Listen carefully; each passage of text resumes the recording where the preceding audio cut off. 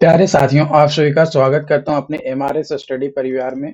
तो यहाँ पे डिजाइन ऑफ स्टील स्ट्रक्चर इस सब्जेक्ट में हम लोग जो है आज एमसीक्यू देखने वाले हैं, जो कि ईएसई एग्जाम्स में आपका जो है पूछा गया है ना। यानी ईएसई एग्जाम्स में जो पीवाईक्यू क्वेश्चंस पूछे गए हैं वो हम लोग बात करेंगे। और आज का जो ये वीडियोस होने वाली है ये आपका चैप्टर नंबर 1 होने वाला है। तो चैप्टर नंबर 1 जो है ये जनरल डिजाइन रिक्वायरमेंट है। क्या है? General design requirements. ठीक है, जनरल डिजाइन रिक्वायरमेंट्स ये जो पहला चैप्टर है उसका ये नाम है। ओके, तो इसे जो है हम लोग यहाँ पे क्या करेंगे, डिस्कस करने वाले हैं। तो आप लोग जो है एक बार अपने दोस्त लोग के साथ शेयर कर दीजिए और कंप्लीट डिस्कशंस करने वाले हैं। वन बाय वन सारे क्वेश्चंस को हम लोग जो है यहाँ पे डिस्कस करने वाले हैं। जो आईएएस मास्टर का जो बुक आता है, अगर आप वो बुक परचेज किए हुए हैं तो अच्छी बात है, नहीं परचेज किया है कोई दिक्कत नहीं है। आपको सारी चीजें मैं यहाँ पे वन बाय वन सारी चीजें आपको डिस्कस करूंगा ताकि आपको किसी तरीके का कोई दिक्कत ना हो। ठीक है, तो चलिए स्टार्ट करते हैं, है ना। तो सबसे पहला क्वेश्चन यहाँ पे लेकर आए हैं। तो इसको थोड़ा फिगर को उधर कर लेता हूँ। तो सबसे पहला क्वेश्चन आपको यहाँ पे स्क्रीन पे नजर आ रहा होगा। पहला क्वेश्चन बोल रहा है कि consider the following statement. Statement दिया गया है aluminium is being increasingly used, है ना। जो एल्युमिनियम का है उसका जो यूज है वो क्या हुआ है, इंक्रीज हुआ है। फॉर स्ट्रक्चरल पर्पस, किस पर्पस के लिए? स्ट्रक्चरल पर्पस के लिए। बिकॉज, क्यों इंक्रीज हुआ है वो आपको बताना है। तो पहला स्टेटमेंट यहाँ पे देखिएगा। ठीक है, पहला स्टेटमेंट दिया गया है it's modulus of elasticity. It's modulus of elasticity is double that of steel. Steel का जो मॉडुलस ऑफ इलास्टिसिटी होता है उससे डबल है। दूसरा स्टेटमेंट दिया गया है कि it's coefficient of thermal expansion is half that of steel. तो भाई स्टेटमेंट 1 मतलब जो पहला ऑप्शन दिया गया वो भी गलत है और दूसरा ऑप्शन दिया गया है वो भी आपका गलत है। तीसरा दिया गया it requires less maintenance. Aluminium जो है कम मेंटेनेंस की जरूरत पड़ती है, ये स्टेटमेंट आपका सही है। और the strength to the unit weight ratio of aluminium is high. जो यूनिट वेट रेशियो होता है, strength to unit weight ratio aluminium का, वो क्या होता है, हाई होता है। तो ये स्टेटमेंट सही है। तो तीसरा एंड चौथा ये आपका सही रीजंस है for defining the aluminium is being increasingly use. जो इसका यूज है स्ट्रक्चरल पर्पस के लिए वो बढ़ गया है उस केस के लिए। तो यहाँ पे ऑप्शंस में अगर बात करें तो ऑप्शन नंबर डी जो है ये आपका सही उत्तर हो जाएगा। ओके, अगला क्वेश्चंस आपका यहाँ पे दिया गया है। क्वेश्चंस आपका बोला जा रहा है कि which one of the flowing methods of design, which one of the flowing method of design is not suitable for structures, है ना। स्ट्रक्चर के लिए सुटेबल नहीं होता है। सब्जेक्टेड टू इम्पैक्ट और फैटिग्यू, है ना। उस पे इम्पैक्ट लोड एक तरीके से लग रहा है, फैटिग्यू लोड लग रहा है। तो उस कंडीशंस में तो कौन सा डिजाइन मेथड जो है सुटेबल नहीं होता है? तो वो जो मेथड है वो है आपका प्लास्टिक डिजाइन। कौन सा? प्लास्टिक डिजाइन मेथड जो है ये सुटेबल नहीं होता है जब इम्पैक्ट या फैटिग्यू लोड आपका सब्जेक्टेड होता है किसी भी स्ट्रक्चर पे तब। ओके, तो यहाँ पे ऑप्शन नंबर क्या हो गया, डी जो हो जाएगा वो आपका सही उत्तर हो जाएगा। यहाँ पे असर्शंस और रीजन से यहाँ पे रिलेटेड क्वेश्चंस है। पहले 4 ऑप्शन देख लीजिए कि किसका मतलब क्या होता है ना। यहाँ पे आपका असर्शंस का मतलब क्या होता है, और रीजंस को आर से रिप्रेजेंट किया जाता है, असर्शंस को ए से। ठीक, तो पहला ऑप्शन दिया गया है कि असर्शंस और रीजन दोनों सही है, और करेक्ट एक्सप्लेनेशन है असर्शंस का रीजन। दूसरा में कि दोनों ट्रू तो है लेकिन करेक्ट एक्सप्लेनेशन नहीं है। और तीसरा है कि ए सही है और आर गलत है। और चौथा है कि ए गलत है और आर सही है। ठीक, तो यहाँ पे असर्शंस और रीजंस आपका दिया गया है तीसरा नंबर क्वेश्चन। ठीक है, तीसरा नंबर क्वेश्चन दिया गया है, असर्शंस बोल रहा है in a structural bearing type joint, structural bearing type joint में each connection is assumed to transmit its proportional share of the applied load। तो यहाँ पे जो assertions है ये क्या है भाई, सही है ना, ये क्या है, सही है। रीजन दिया गया है applied load passes through centroid of the connector group, ये भी स्टेटमेंट हमारा क्या है, सही है। तो ऑप्शन ए मतलब assertions भी सही है, रीजन भी सही है, और करेक्ट एक्सप्लेनेशन जो है ये आपका दे रहा है ना, करेक्ट एक्सप्लेनेशन भी आपका ये दे रहा है। तो यहाँ पे हमारा ऑप्शन नंबर ए जो हो जाएगा वो क्या हो जाएगा, सही उत्तर हो जाएगा कि असर्शंस और रीजन दोनों सही है, और एक दूसरे मतलब जो रीजन है वो करेक्टली एक्सप्लेन भी कर रहा है। ओके, अगला क्वेश्चन अगेन असर्शंस और रीजन से ही रिलेटेड है। तो यहाँ पे बोला जा रहा है, असर्शंस बोला गया है आपका कि पोर्टल ब्रेसिंग, जो पोर्टल ब्रेसिंग है should be used only in through bridge where cross frame can not be use, जहां पे क्रॉस फ्रेम जो है यूज नहीं किया जाता है। ये आपका सही है। रीजन दिया गया है कि portal bracing causes bending moment in the end, ये स्टेटमेंट भी सही है, लेकिन रीजन जो है असर्शंस का करेक्ट एक्सप्लेनेशन नहीं है। तो यहाँ पे ऑप्शन नंबर बी जो है क्या हो जाएगा, सही उत्तर हो जाएगा। जो ऊपर में मैं आपको ऑप्शन बताया था, इसलिए मैंने बोला था पहले ऑप्शन देख लीजिए, उसके बाद असर्शन रीजन आपको जो है समझ में आएगा। ओके, अगली क्वेश्चन की ओर बढ़ते हैं। अगला क्वेश्चन यहाँ पे बोला जा रहा है कि द अल्टीमेट स्ट्रेंथ, जो अल्टीमेट स्ट्रेंथ होता है cold drawn sheet wire steel wire, है ना, कोल्ड ड्रॉन स्टील वायर का वो क्या होता है। पहला ऑप्शंस दिया गया है आपका कि increase with increase in the diameter of बार, नहीं ये गलत है। Increase with reduction in diameter of बार, बिल्कुल ऑप्शन नंबर बी जो हो जाएगा वो आपका सही उत्तर हो जाएगा। ओके, अगला क्वेश्चन यहाँ पे आपका दिया गया है कि कार्बन कंटेंट ऑफ स्टील या स्ट्रक्चरल स्टील या स्टील स्ट्रक्चर, जो कार्बन कंटेंट होता है स्ट्रक्चरल स्टील में वो कितना होता है। तो ये आपका 0.1 से 0.25% होता है। कितना होता है, 0.1 से 0.25% आपका होता है।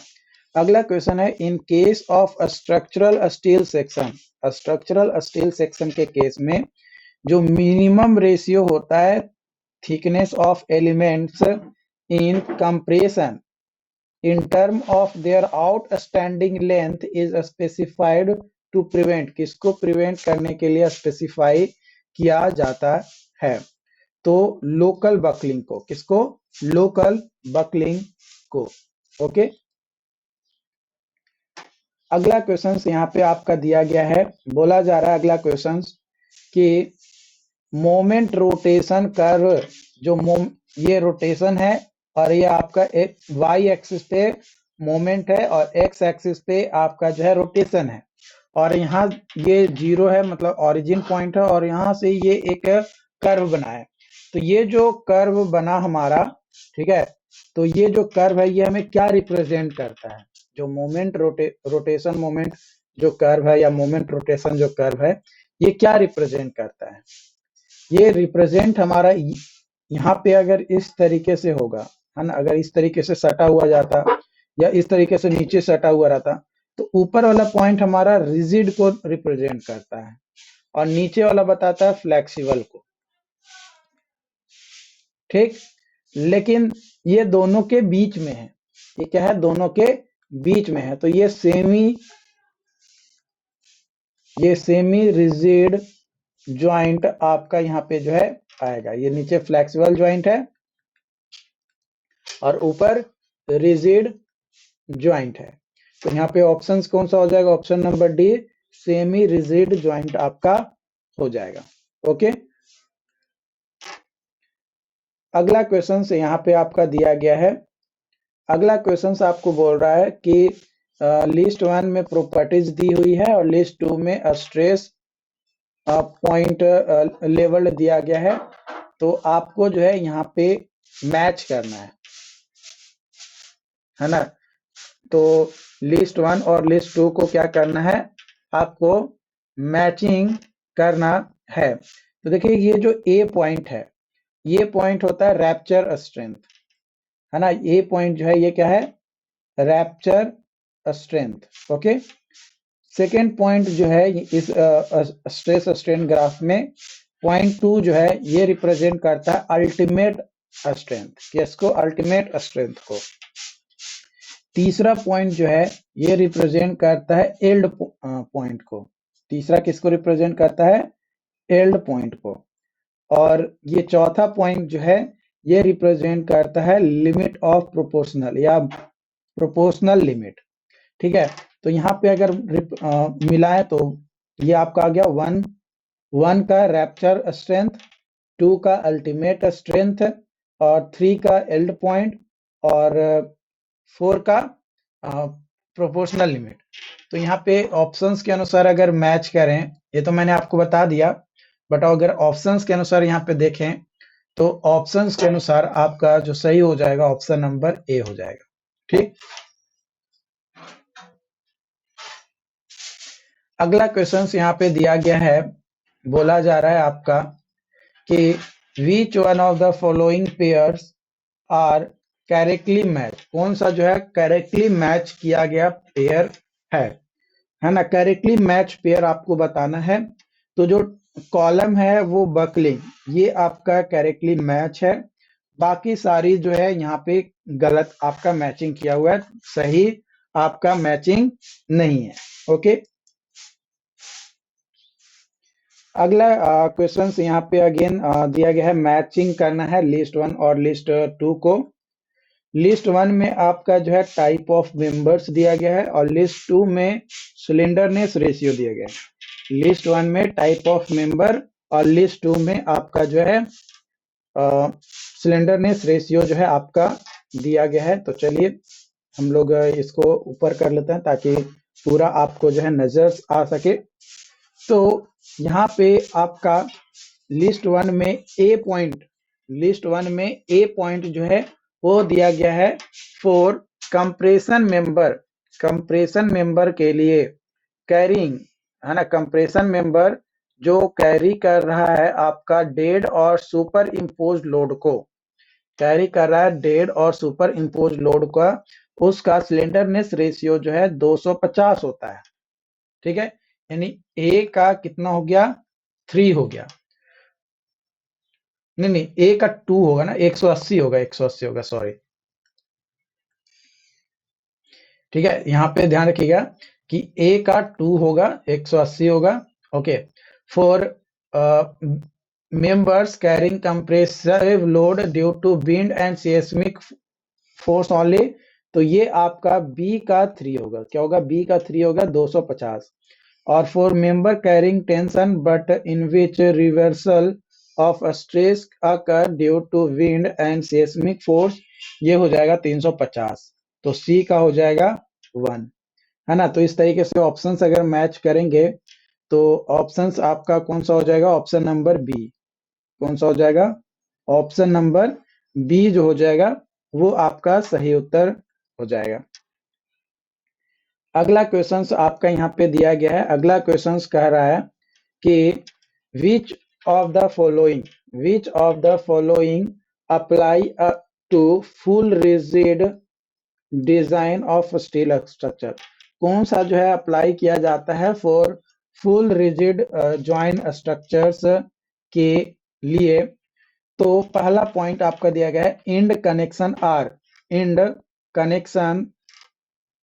Are capable of transmitting moment. तो बिल्कुल भाई ये आपका सही है। Angle between member at joint does not change, है ना, चेंज नहीं होता है, ये भी आपका सही है। The structure is assume to be pin jointed, नहीं। A reduction in maximum bending moment is permitted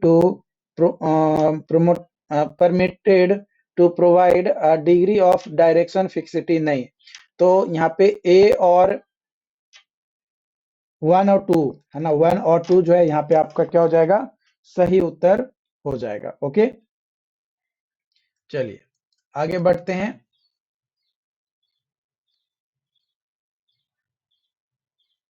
अगला क्वेश्चंस आपका यहाँ पे दिया गया है। क्वेश्चंस बोला जा रहा है ऑर्डर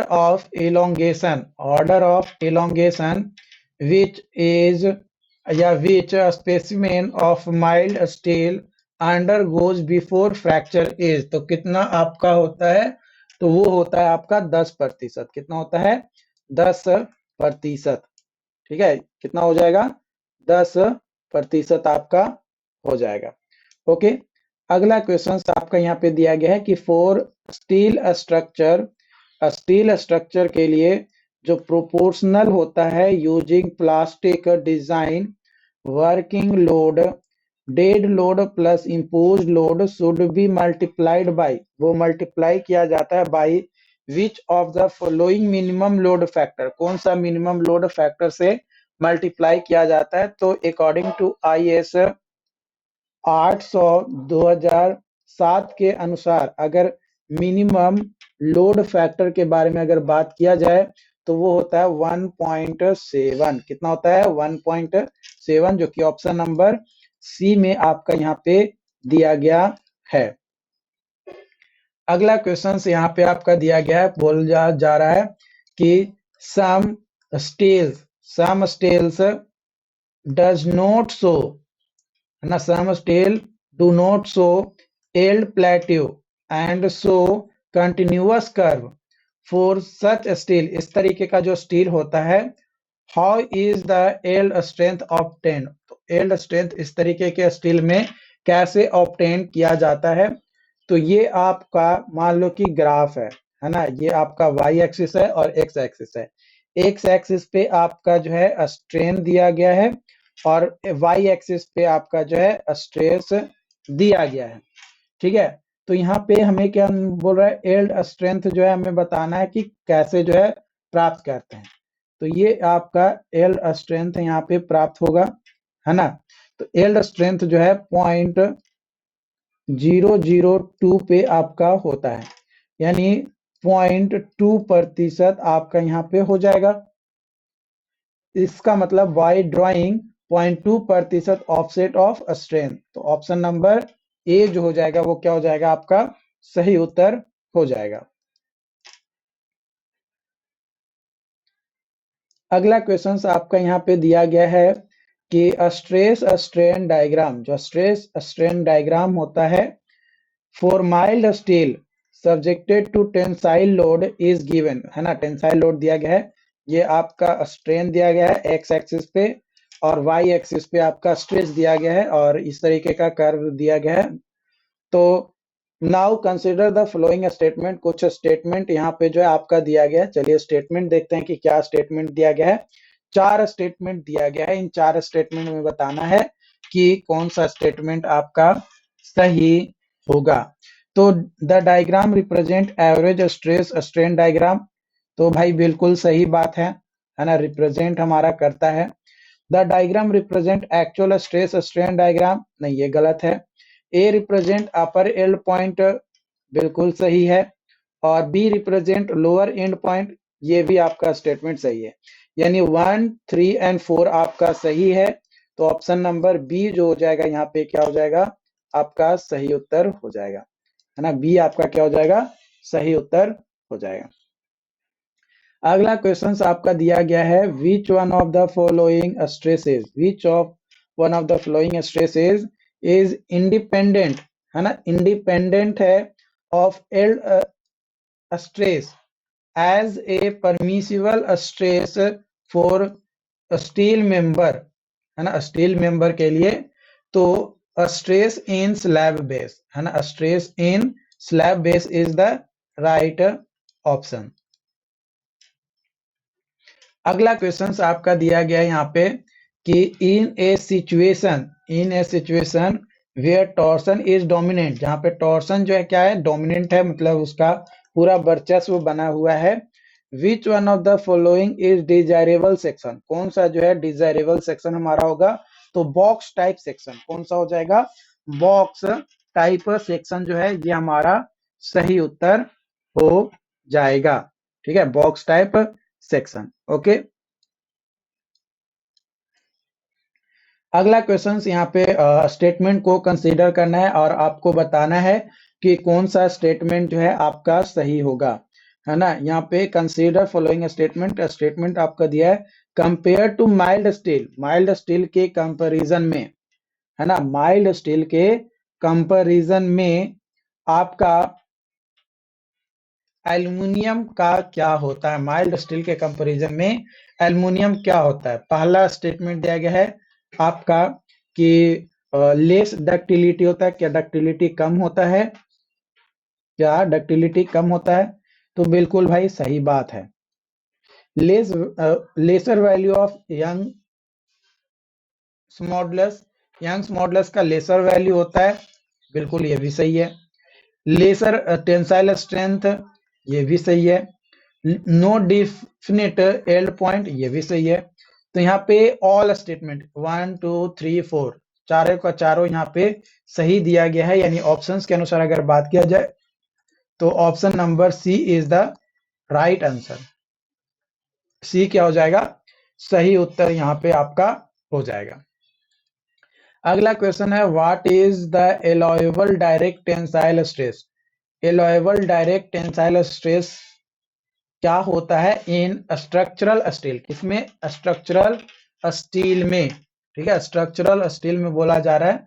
तो देखो ऐसे तो आपका 0.6 F होता है allowable direct tensile stress in structural steel,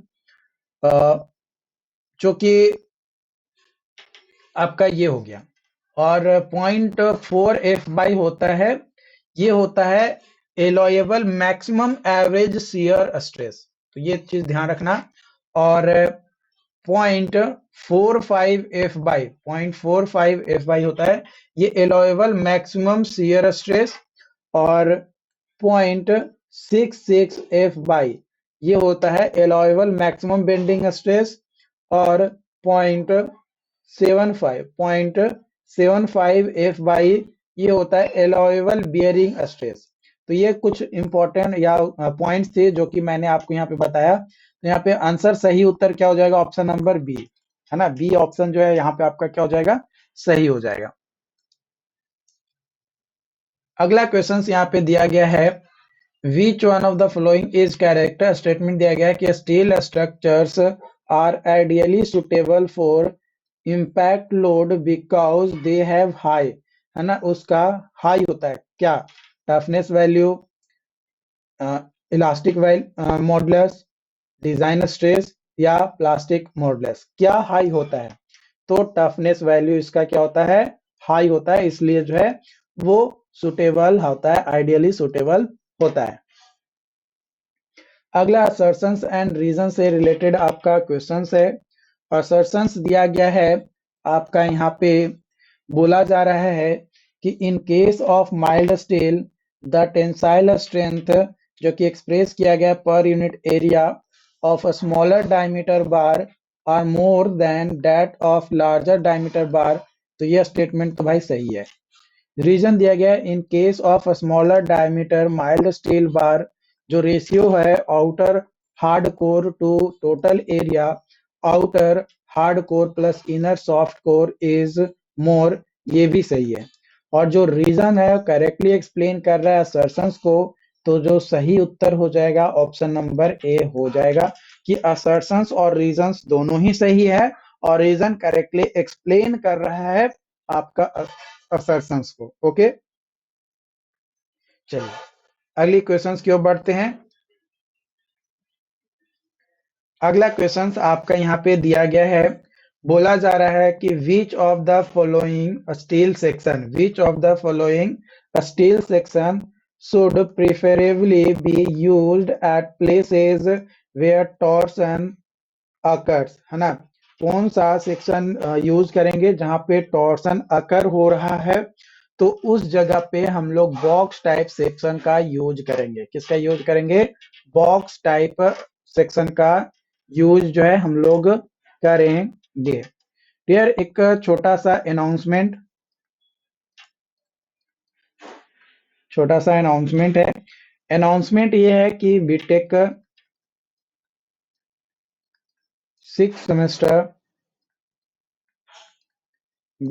semester notes जो है वो हमारे इंजीनियर प्लस ऐप पे दिया गया है। इंजीनियर प्लस ऐप पे दिया गया है। आप वहां से हम नोट्स को क्या कर सकते हैं, ले सकते हैं, प्राप्त कर सकते हैं। और डेफिनेटली वो आपके सेमेस्टर एग्जाम्स के लिए बहुत ही ज्यादा आपका हेल्पफुल होने वाला है। ऑल सब्जेक्ट्स आपको मिलेंगे, all subject with elective paper,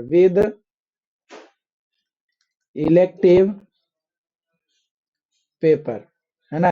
elective paper में का जो नोट्स होता है, लेकिन सारे इलेक्टिव पेपर नहीं, कुछ ही इलेक्टिव पेपर हैं। लेकिन आप अपने कॉलेज के इलेक्टिव पेपर को जरूर बताइएगा, उसका भी नोट्स हम और हमारी टीम प्रॉपर तरीके से प्रोवाइड करेगी। और एक चीज और, अगर हमारे एमआरएस स्टडी चैनल को आपने अभी तक सब्सक्राइब नहीं किया है ना, तो इसको जो है सब्सक्राइब कर लीजिए, ताकि आपको इसी तरीके का और भी इंफॉर्मेटिव वीडियोस आपको टाइम टू टाइम दिया जा सके। ओके, तो ये एक छोटा सा अनाउंसमेंट था। और एक चीज और मैं यहाँ पे बता दूं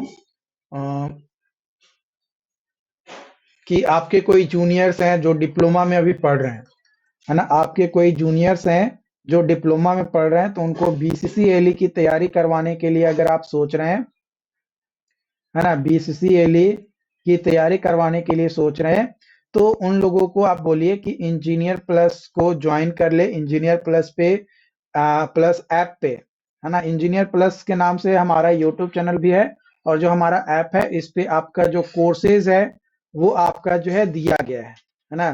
कोर्सेज आपका अपलोड कर दिया गया है, आप वहां से जो है चेकआउट कर सकते हैं और देख सकते हैं। मैं वादा करता हूं कि आपका जो एग्जाम्स है वो अच्छे से लैटरल एंट्री निकलेगा, और उनका एडमिशन जो है बीटेक के थर्ड सेमेस्टर में उनका आराम से एडमिशन हो जाएगा सेकेंड ईयर में।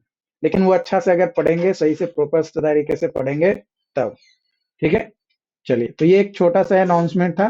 उम्मीद करते हैं कि ये अनाउंसमेंट आपके लिए हेल्पफुल रहा हो, और अपने दोस्तों के साथ शेयर जरूर करें, क्योंकि जब तक आप शेयर नहीं करेंगे कैसे मजा आएगा। और प्लस वीडियोस को लाइक भी जरूर किया कीजिए, क्योंकि आप लोगों के लिए बहुत मेहनत से जो है इसको रिकॉर्ड करते हैं, और जब आप अप्रिसिएट करते हैं, जब आप इसे देखते हैं, तो मुझे भी अच्छा लगता है है ना। ऐसा नहीं है कि अच्छा नहीं लगता है, बिल्कुल अच्छा लगता है भाई, क्योंकि आप लोगों का अप्रिसिएशन के कारण से ही तो अपना जो यूट्यूब परिवार है वो इतना आगे बढ़ पाया है ना।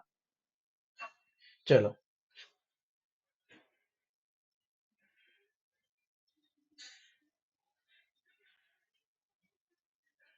ठीक है, तो यहाँ पे स्टार्ट करते हैं आज का क्वेश्चंस। तो अब अगला जो क्वेश्चंस है आपका, क्वेश्चन बोला जा रहा है कि which of following statement is और are correct.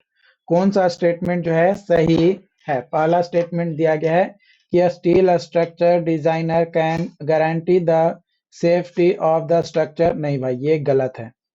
Working stress method of design of a steel structure offer a safer and economical structure। गलत है। A strength and serviceability of a structure cannot be predicted on account of several unforeseen factors। तो ये बिल्कुल सही है। तो statement आपका 3 is the right answer. ठीक है, अगला क्वेश्चन आपका यहाँ पे दिया गया है, अगेन स्टेटमेंट वाला क्वेश्चन आपका यहाँ पे है, और करेक्ट स्टेटमेंट जो आपको बताना है कि कौन सा जो है करेक्ट स्टेटमेंट आपका होगा। है ना। स्टेटमेंट वाला करेक्ट स्टेटमेंट आपको बताना है कि कौन सा करेक्ट स्टेटमेंट आपका होगा। तो यहाँ पे पहला स्टेटमेंट दिया गया है कि कंसीडर करना है एक स्टेटमेंट को related to merit of construction in steel structure. Steel structure के कंस्ट्रक्शन का मेरिट को लेकर, तो structural steel has high strength, जो स्ट्रक्चरल स्टील होता है हाई स्ट्रेंथ होता है per unit weight as compare to RCC. बिल्कुल सही बात है। द स्टील मेंबर, जो स्टील मेंबर होता है are slender and small in size as compare to RCC. नहीं भाई, ये गलत है।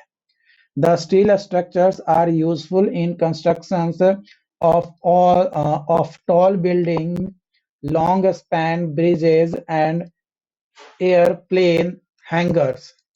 तो यहाँ पे अगर बात किया जाए तो यह स्टेटमेंट सही है। तो स्टेटमेंट 1 और 3 इज द राइट। तो 1 एंड 3 ऑप्शंस में देखते हैं कि किस में दिया गया। तो ऑप्शन नंबर डी जो है यहाँ पे आपका सही उत्तर हो जाएगा। तो option number D is the right answer.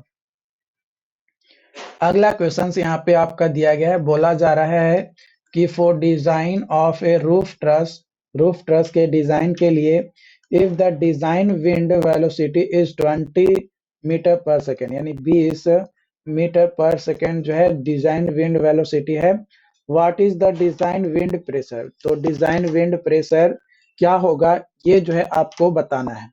तो देखो डिजाइन विंड प्रेशर यानी P Z is equal to 0.6 गुने वी जेड का स्क्वायर हो जाएगा, है ना। तो 0.6 गुने 20 तो कितना आ जाएगा, लेकिन इस 20 का स्क्वायर होना चाहिए। तो ये आ जाएगा 20 दूनी 400 और गुने ये आ जाएगा 0.6, तो ये आपका 240 न्यूटन पर मीटर स्क्वायर ये आपका आ जाएगा।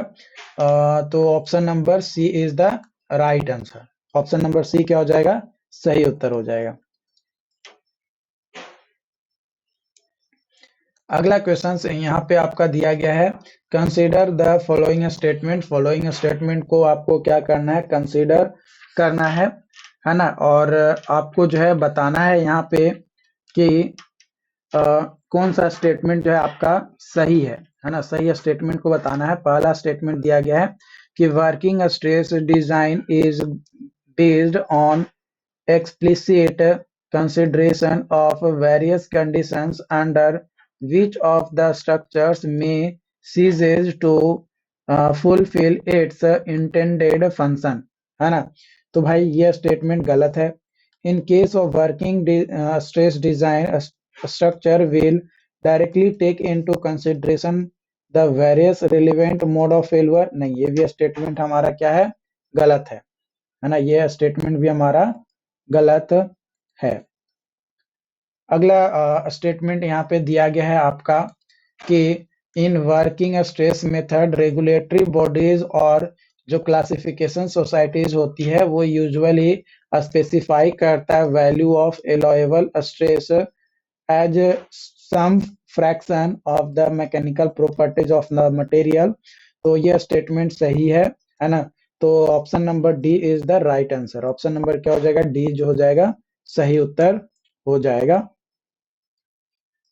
ओके, अगला क्वेश्चन यहाँ पे दिया गया है ना। अगला बोला जा रहा है कंसीडर करना फॉलोइंग स्टेटमेंट को regarding working stress design method के रिगार्डिंग।